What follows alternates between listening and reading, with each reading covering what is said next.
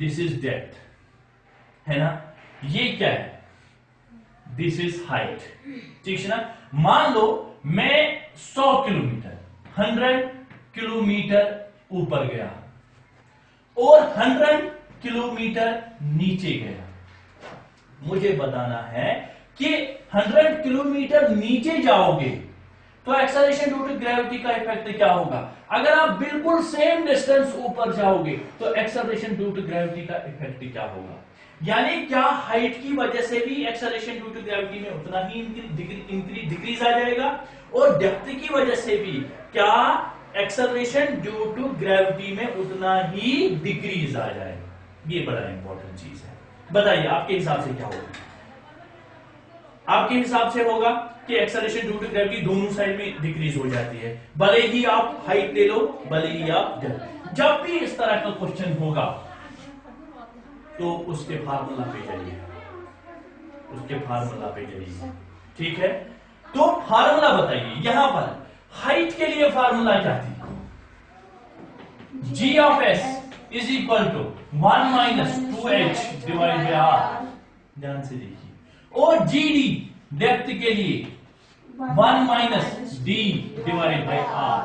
ध्यान से फिर से बोल रहा हूं मैं। जब भी कंफ्यूजन हो जाएगा तो क्या करोगे, फार्मूला पे जाओगे। फार्मूला जी ऑफ एच के लिए फार्मूला शाबाश 1 minus 2h divide by R. Depth के लिए formula G of D is equal to 1 minus D by R. Question को प्रॉपरली देखिए। हाइट कितनी लेनी है 100 किलोमीटर, डेप्थ कितना लेना है, दैट मीन्स हाइट 100, डेप्थ कितना बना 200। 1 में से माइनस कितना हो जाएगा 200। 1 में से माइनस कितना हो जाएगा 200। 1 में से माइनस कितना हो जाएगा 100। तो ज्यादा इफेक्ट किसका रहेगा, ज्यादा डिक्रीज किस में हो जाएगा, हाइट में। यानी it is 2 times h, it is 1 times d। Clear है। यानी अगर आप 5 लोगे तो 10 बनेगा, 5 लोगे तो 5 ही रहेगा। यानी इसका इफेक्ट 1 टाइम। यानी जब आप डेप्थ लोगे there is a increase that is only 1 time. Whenever you are taking the height into consideration, the effect is what? Effect is 2 times. ये ऑब्जेक्टिव आपको पक्का मिलेगा, ठीक है। तो हमेशा याद रखिए when height is in consideration, the effect is 2 times. यानी ज्यादा इफेक्ट किसकी, as compared to what? As compared to depth. Depth में खाली d है और हाइट में 2h है। क्लियर है, ये क्वेश्चन क्लियर हो गया आपको। तो याद रखिए the effect of height is more due to height.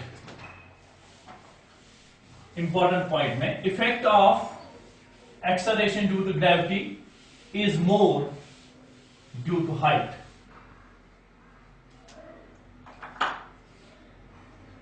Due to height. Due to height. एक क्वेश्चन नोट करिए। A body weighs 63 Newton. A body weight, weight मतलब weight. A body weight weighs. A body weighs 63 Newton on the surface of Earth. On the surface of Earth. A body weighs 63 Newton on the surface of. What is the gravitational force on it? What is the gravitational force on it? What is the gravitational force on it? What is the gravitational force on it due to Earth at a height equal to due to Earth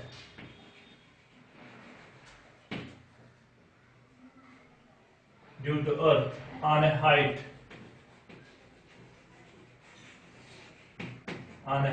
equal to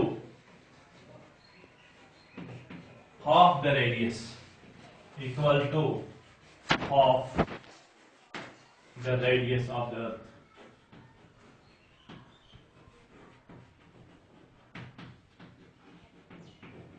And r is equal to 6400 kilometer. This is very important for your CET point of view. ठीक है?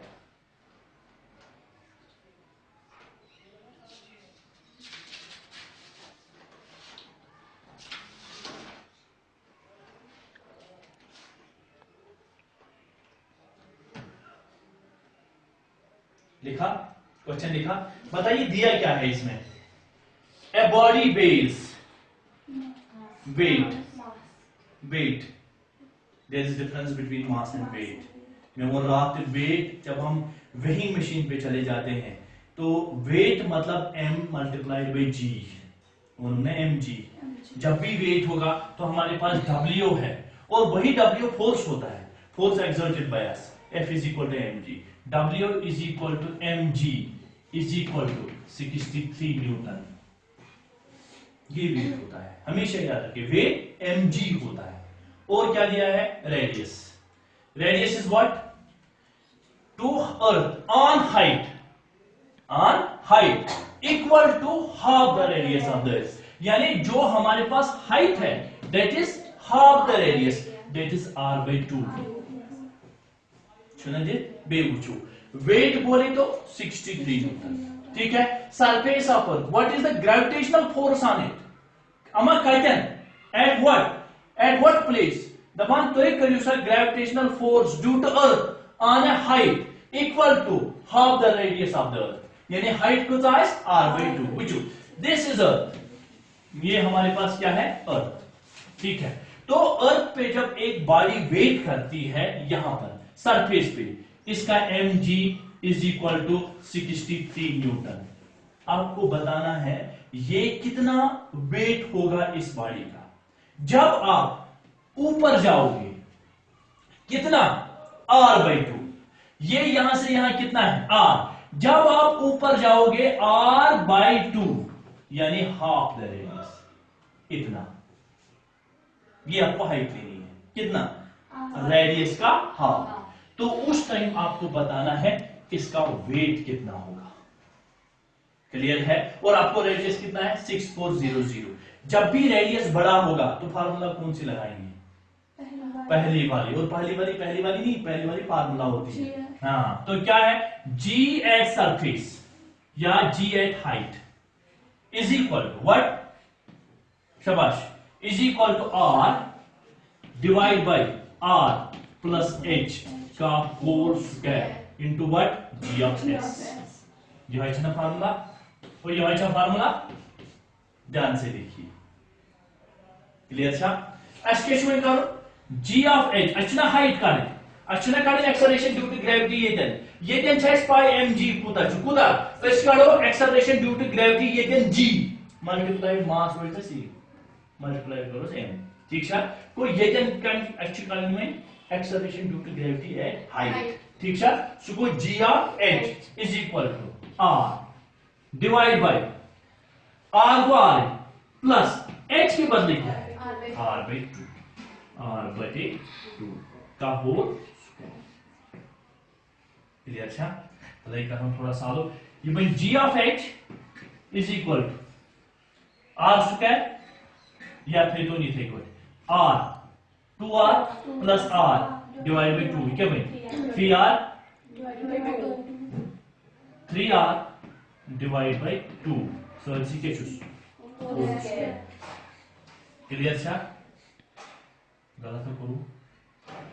ये भाई r plus r by 2, 2r plus r divide by 2 वो 3r divide by 2. अच्छा ये क्या भाई? ये भाई r स्क्वायर मैं ना. ये भाई g of h is equal to r square divide by 9r square मैं ना 9r स्क्वायर डिवाइड बाई है. सो इसी ना 2 4. अच्छा डिवाइड बाई 1. ये क्या भाई? इशू ये डिवाइड बाई 1 इशू ये में. तो क्या भाई? शाबाश. 4 का सही है. ये ज़रब ये क्या बन 4 डिवाइड बाय 9r स्क्वायर ये बन 4 शाबाश 4r स्क्वायर ये बन r स्क्वायर क्या बन ये 1 ये 1 ये one r square divide by 1 whole divide by 9r square divide by 4 clear था ये क्या बन 4r square divide by 9r square ये बन 4r square divide by 9r square into क्या चूस g ऑफ s है ना r square cancel out at क्या था at the 4 by 9 g of s तला g of s mn acceleration due to mg ये द्राव कहीं फिलहाल जो ये था ये क्या द्राव है ये द्राव है acceleration due to gravity at height क्या था सुच आसा बराबर 4 by 9 of gs तो ये बिल नोट बोनो एमोट के शुरू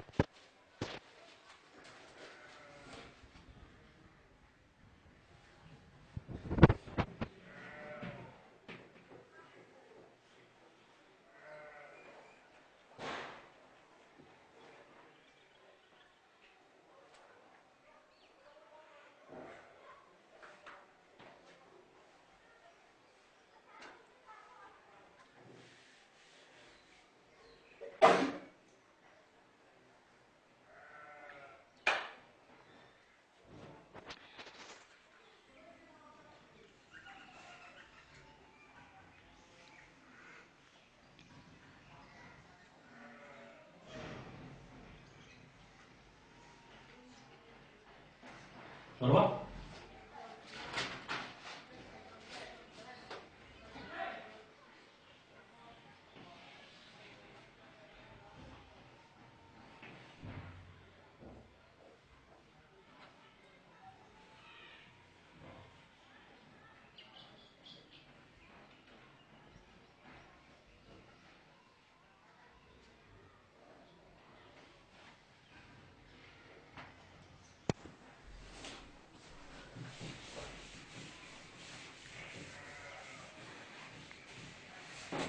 So, what last क्या लिखा है हमें g of h is equal to 4 upon 9 into g of s यानी एक्सेलरेशन ड्यू टू ग्रेविटी ये देखिए ये हमारे पास अर्थ थी उसमें अर्थ थी s क्या कोडी acceleration due to gravity at some height h and that is equivalent to 4 by 9 of g of s clear था गो अस द्राव ये दिन क्या acceleration due to gravity but we have to find out gravitational force on this body at height h so I can write it like this gravitational force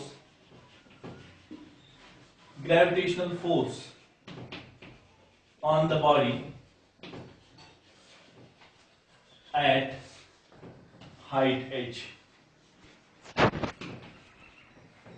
gravitational force that is f ठीक है तो gravitational force मतलब वो F इशासन बराबर mgh सुना सा बराबर तो फोर्स सुना सा बराबर mg मगर ये h स्मॉल h यानी acceleration due to gravity at some height h clear छा तो ये बनतो में g ऑफ h का बराबर रहा है शाबाश ते लिखा भाई यहां से वो बराबर m into 4 by 9 g of s ठीक है ये लिखा भाई यहां से को बराबर m gs into 4 by 9 क्यों नहीं होता तो मल्टीप्लिकेशन में सॉरी ठीक है तला mg का बराबर सरफेस पे सुना ये क्या लिख बोलते ये को 63 into 4 by 9 7 28 Newton is the answer clear था तो आंसर क्या निकला हमें 28 न्यूटन दैट मींस यहां पर ये कितना बनेगा 28 न्यूटन ये इसका आंसर हो गया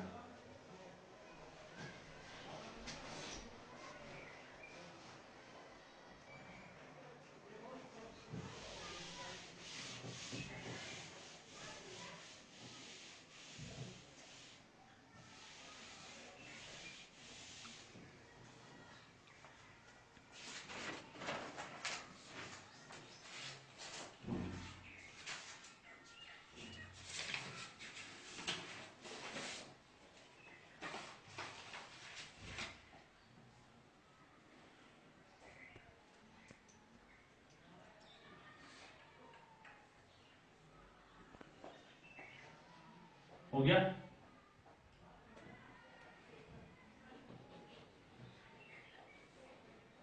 अब इंपॉर्टेंट मोस्ट इंपॉर्टेंट केस का,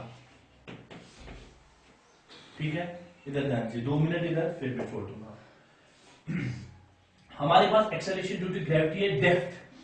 जी ऑफ डी के लिए फार्मूला क्या थी?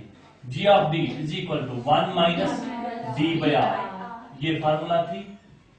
अब मुझे एक चीज बताइए, इस फार्मूला के हिसाब से ये डेप्थ, ये अर्थ है, ये अर्थ से मैं कितना गया डी नीचे, सरफेस से डी नीचे गया, तो यहां पर ये क्या चीज है? This is centre of earth, है ना? तो क्या बोल सकता हूं मैं? Acceleration due to gravity, acceleration due to gravity at centre of earth क्या होगा? एट सेंटर ऑफ अर्थ, शाबाश, वहां पर डी कितना बनेगा? एट सेंटर ऑफ अर्थ, ये इधर फार्मूला को देखिए, जब आप सेंटर पे जाओगे, यानी यहां से नीचे आते आते कहां पर पहुंच गए? सेंटर पे। सेंटर पे पहुंचने में आर कितना है?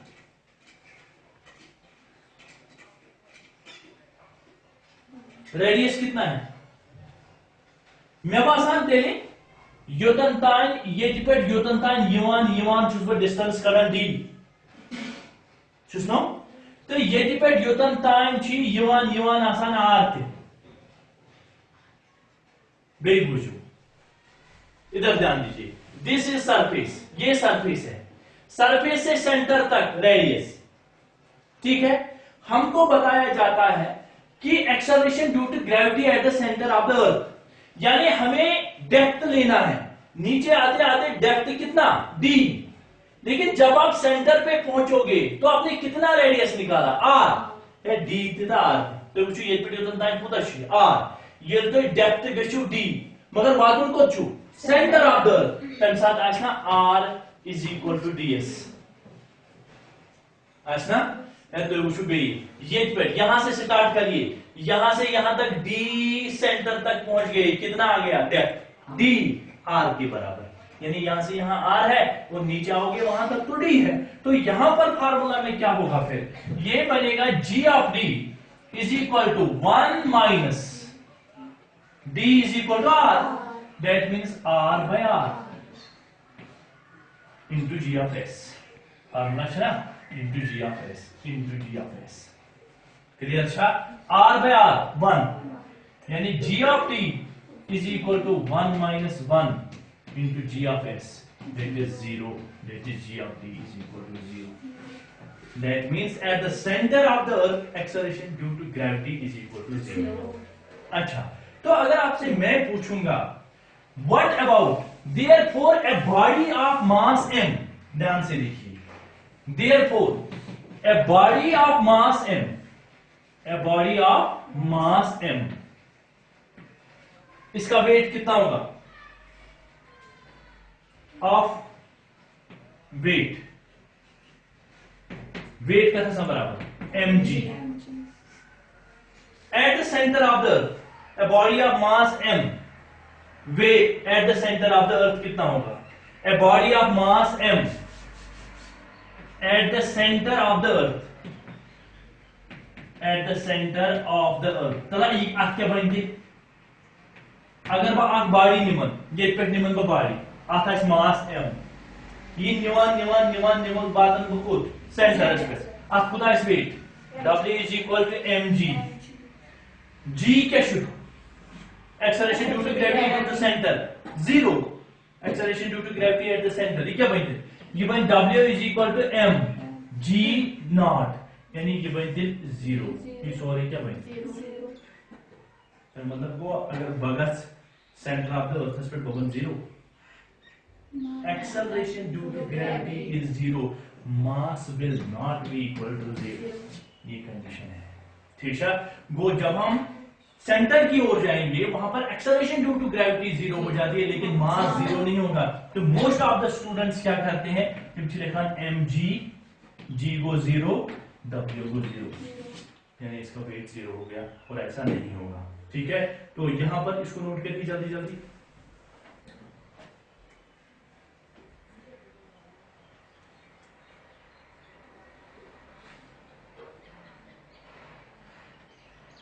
लिखवा,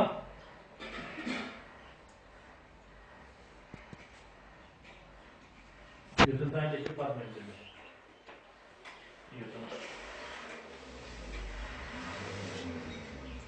that is at the center of Earth,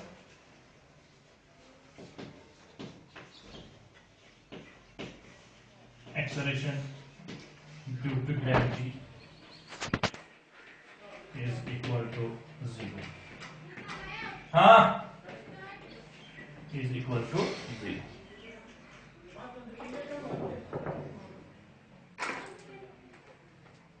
ठीक है, this is all about today's topic.